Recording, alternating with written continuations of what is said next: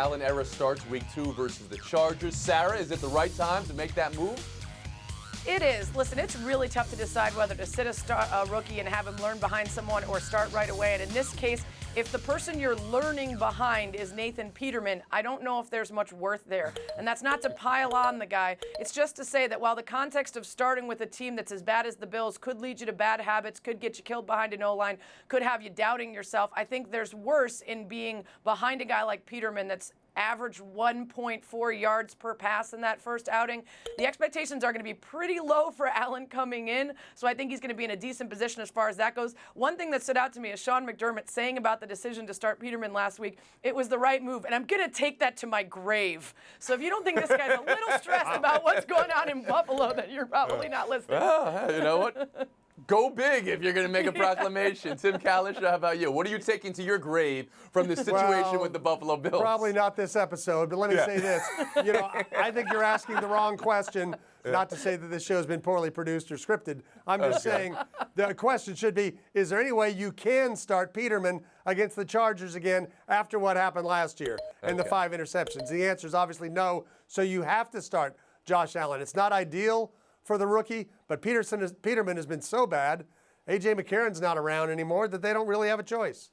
Okay. And, Bill, this is your account. These are the Bills, therefore. Go ahead.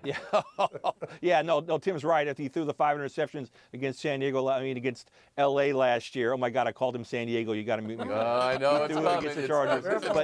Tough start for you. You know, if ever there's a time a team can rally around a rookie quarterback, it's now, because he'll help the running game. He'll avoid sacks better. Their team is going nowhere right now. The team will rally around him. This is a good move.